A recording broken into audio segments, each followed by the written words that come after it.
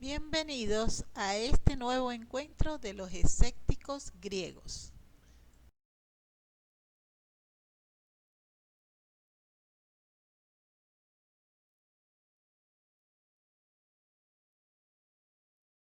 Conozcamos un poco del escepticismo dialéctico, los escépticos griegos de Víctor Brochard.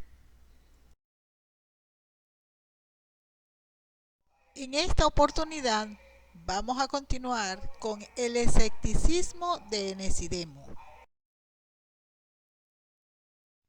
En esta parte vemos cómo Enesidemo, bajo la influencia de la Academia Nueva, a la que había pertenecido primero y para responder a las exigencias nuevas de la filosofía de su tiempo, fue llevado a someter a una crítica sutil y profunda las ideas esenciales de la ciencia. Esto sucede después que filósofos como Carneades habían proclamado la imposibilidad de la ciencia y dado pruebas sobre la insuficiencia del conocimiento sensible. El escepticismo, si deseaba conservar su rango entre los sistemas, no podía ya contentarse con enumerar opiniones o apariencias contradictorias y complacerse en el juego fácil de oposiciones, como las que encontramos en los 10 tropos.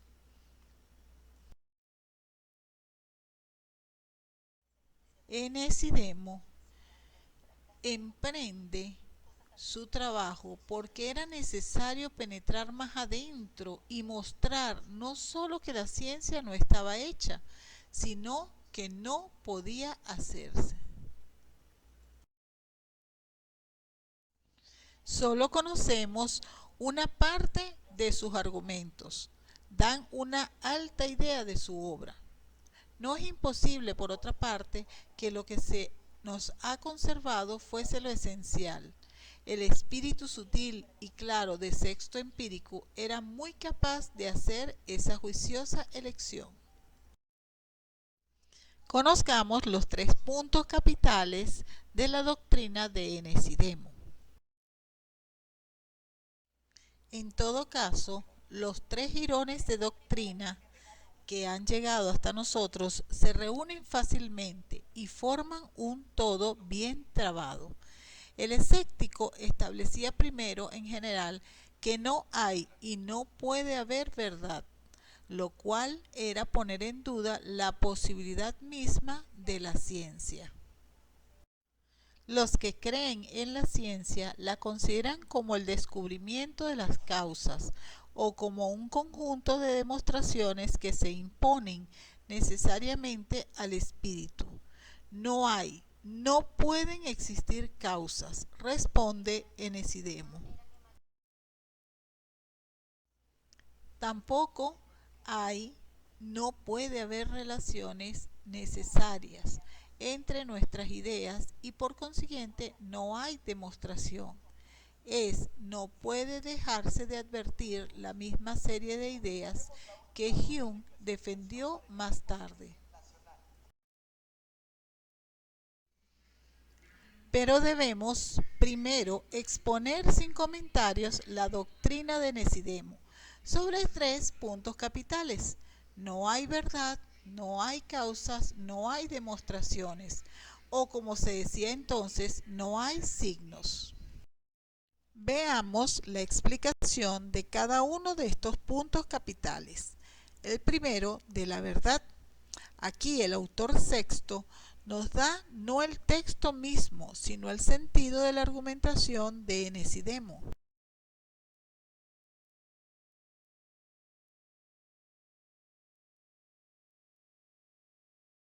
En este punto tenemos que si la verdad es algo, ella es sensible o inteligible, o lo uno y lo otro a la vez, o ni lo uno ni lo otro. Pero este planteamiento es imposible. Así llegamos a que la verdad no es sensible, pues las cosas sensibles son genéricas. como las semejanzas comunes a varios individuos, tales el hombre y el caballo, que hallamos en todos los hombres y en todos los caballos. O las específicas, como las cualidades propias a tal o cual, a Dion o a Teón. Por otra parte, lo que es visible puede ser percibido por la vista, lo que es sonoro por el oído. De igual modo, todo lo que es sensible se percibe en general con ayuda de un sentido.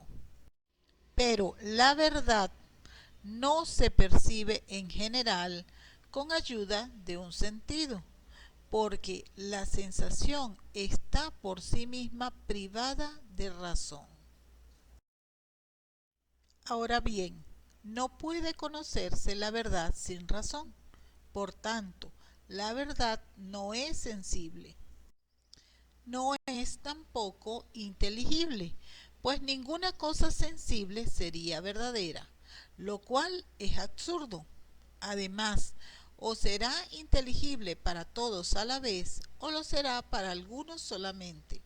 Pero es imposible que sea conocida por todos a la vez y no conocida por algunos en particular, pues esto es inverosímil y es justamente lo que se disputa. En fin, la verdad no es a la vez sensible e inteligible, pues o bien se dirá que toda cosa sensible y toda cosa inteligible son verdaderas, o bien ciertas cosas sensibles solamente, o bien ciertas cosas inteligibles. Por lo tanto, no se puede decir que toda cosa sensible y toda cosa inteligible sean verdaderas, pues las cosas sensibles están en contradicción con las cosas sensibles, las cosas inteligibles con las cosas inteligibles, y recíprocamente, las sensibles con las inteligibles y las inteligibles con las sensibles. Y será necesario, si todo es verdadero, que la misma cosa sea y no sea, sea verdadera y falsa al mismo tiempo. No puede suceder tampoco que algunas de las cosas sensibles sean verdaderas o algunas de las cosas inteligibles, pues precisamente de eso se disputa. Por otra parte, es lógico decir que todas las cosas sensibles son o verdaderas o falsas, pues en tanto que sensibles son todas semejantes, la una no lo es más, la otra menos. Y sucede lo mismo con las cosas inteligibles, todas son igualmente inteligibles, pero es absurdo decir que toda cosa sensible o toda cosa inteligible sea verdadera. Por lo tanto, la verdad absoluta no existe. Bien, ahora veamos el segundo punto capital de Enes y Demo, que es de la casualidad. Es sexto también el que nos da el resumen de la argumentación de Enes y Demo contra las causas. No hay causas. Ahora bien, ¿por qué no hay causas? Pues porque un cuerpo no puede ser causa de un cuerpo. En efecto, o bien ese cuerpo no es engendrado como el átomo de Epicuro, o bien es engendrado como se cree de ordinario, y cae bajo los sentidos, como el hierro, o es imperceptible como el átomo. En los dos casos no puede producir nada, pues solo puede producir algo si permanece en sí mismo o se une con otro. Pero permaneciendo en sí mismo no puede producir nada más que él mismo, nada que no esté en su propia naturaleza. Uniéndose a otro, no puede tampoco producir un tercero, que no existiera antes, pues no puede suceder que uno llegue a ser dos o que dos hagan tres. Si uno pudiese llegar a ser dos, cada una de esas dos unidades así producidas llegaría a ser dos. a su vez, y habría 4. Después, cada una de las 4 unidades, desdoblándose de nuevo, harían 8, y así al infinito. Ahora bien, es completamente absurdo decir que de la unidad sale una infinidad de cosas, y no es menos absurdo decir que de la unidad nazca una multiplicidad. También es absurdo decir que de la unión de cierto número de cosas pueda salir un número mayor, pues si una unidad agregándose a una unidad produce una tercera, esta última, agregándose a las dos primeras, producirá una cuarta, esta una quinta y así al infinito. Por lo tanto, un cuerpo no puede ser la causa de otro cuerpo. Así como lo incorporal no engendra lo incorporal, un cuerpo no puede producir lo incorporal, ni lo incorporal un cuerpo, pues el cuerpo no encierra en sí mismo la naturaleza de lo incorporal, ni lo incorporal la del cuerpo. Del plátano no nace un caballo, porque la naturaleza del caballo no está contenida en la del plátano. De un caballo no puede nacer un hombre, porque la naturaleza del hombre no está contenida en la del caballo. De igual modo, de un cuerpo no saldrá jamás lo incorporal, porque la naturaleza de lo incorporal no está en la del cuerpo, e inversamente, de lo incorporal no saldrá jamás un cuerpo. Aún más, si uno de los dos estuviera, no obstante, en el otro, no sería engendrado por el otro, pues si cada uno existe, no nace del otro, sino que posee ya realidad, y existiendo ya, no puede ser engendrado, pues la generación es un encaminamiento hacia el ser.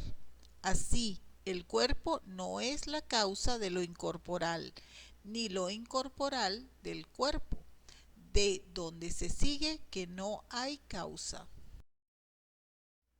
Esta argumentación de Enesidemo se completaba con la enumeración en el quinto libro de los Pirroneioi Logoi. Son 8 tropos particularmente destinados a refutar a los que creen en la existencia de las causas. Sexto nos ha conservado la lista de ellos, en términos bastante oscuros.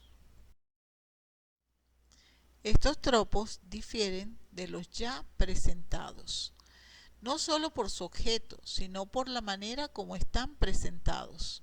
No se trata ya aquí de oponer recíprocamente opiniones de igual valor y contradictorias, sino solo de indicar maneras de razonar mal sobre las causas. La palabra tropo está empleada en un sentido nuevo. La lista de Enesidemo es, a decir verdad, una lista de sofismas. Esta lista de sofismas o de 8 tropos vienen a aclarar la doctrina de Enesidemo. El primero, recurrir a una causa que no es evidente y que no está testificada por otra cosa que pueda llamarse evidente. El segundo, teniendo que elegir entre varias buenas razones igualmente plausibles, detenerse arbitrariamente en una sola.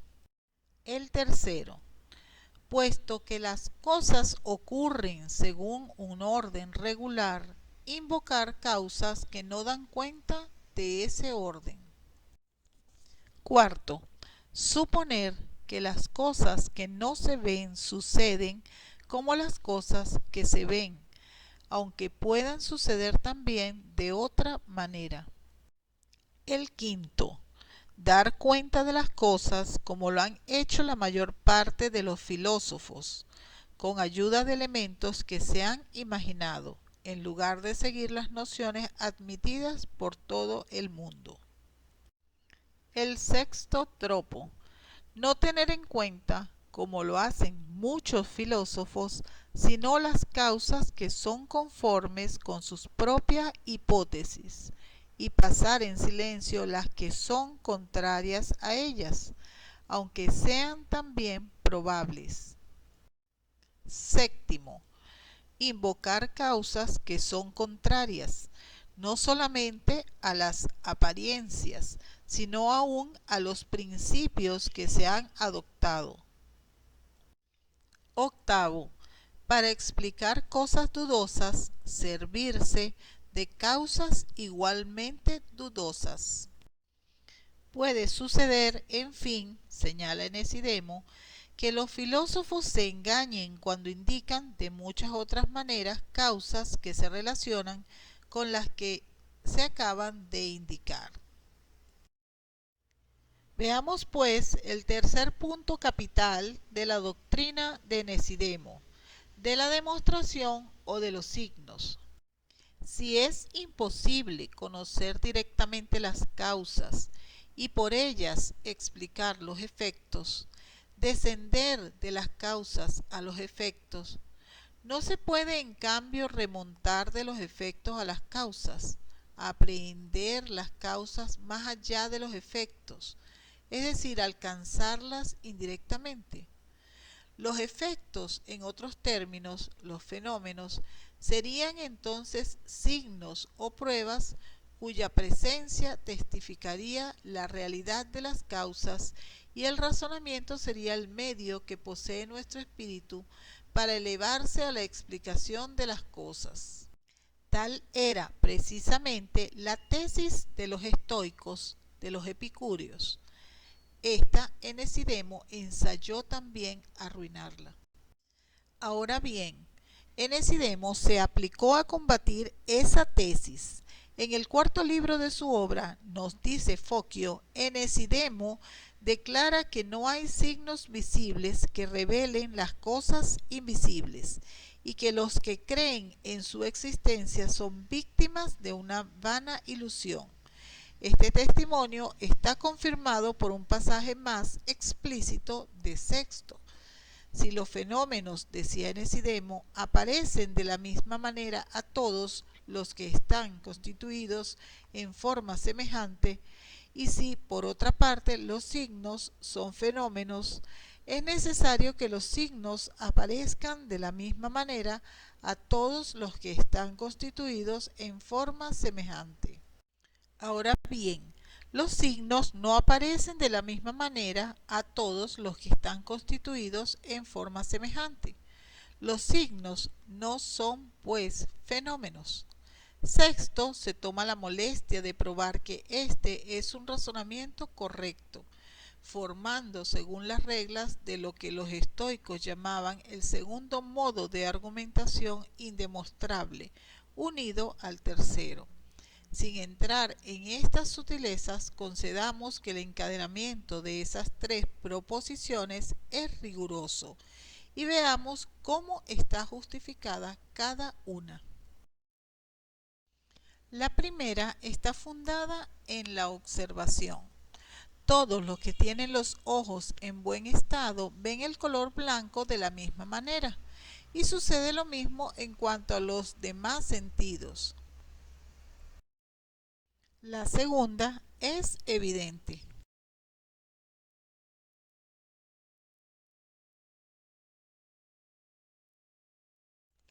Para la tercera, la medicina suministra ejemplos decisivos: la rubicundez en los que tienen fiebre, la humedad de la piel, el extremo calor, la frecuencia del pulso, observados por médicos constituidos en forma semejante, no los interpretan todos de la misma manera.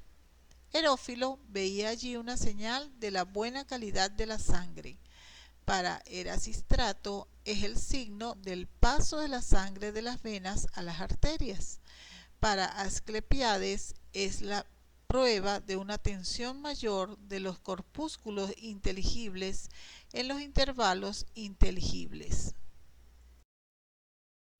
Tomando este argumento de Enesidemo, y probablemente desarrollándolo a su manera con ejemplos que escogía de la medicina, Sexto lo emplea para probar que los signos no son cosas sensibles, como lo querían los epicúreos. Después de eso queda por probar que no son tampoco cosas inteligibles, como lo creían los estoicos. Sexto emprende en efecto esa demostración, pero no parece que Enesidemo haya pensado en ello. Debió limitarse a establecer que los signos no son cosas visibles que revelan cosas invisibles. Fanera ton afanon, como dice Focio.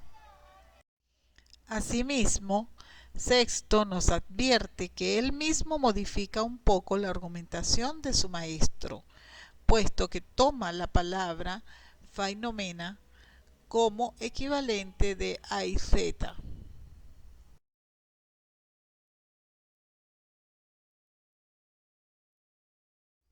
Sería interesante saber si Enesidemo había hecho ya la distinción que los escépticos adoptaron más tarde entre los signos conmemorativos hipognética y los signos indicativos endeíctica.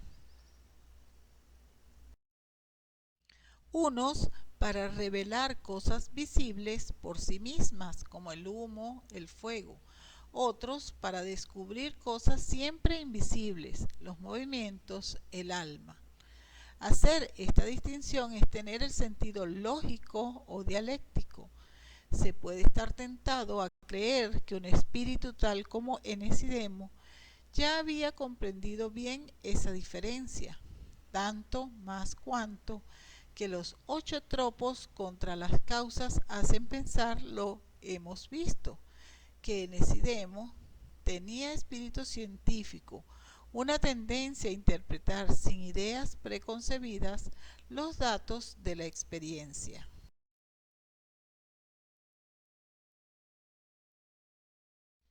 Sin embargo, esos tropos son todavía de un dialéctico más bien que de un observador, y lo que es más grave, ningún texto preciso autoriza a atribuir a Enesidemo la distinción que hace Sexto. La única distinción que haya hecho Enesidemo es la de signos sensibles e inteligibles. Ahora bien, por un error manifiesto, Fabricio confunde esta distinción con la de Sexto, pues los epicúreos, que sólo admiten signos sensibles, creen en los signos indicativos.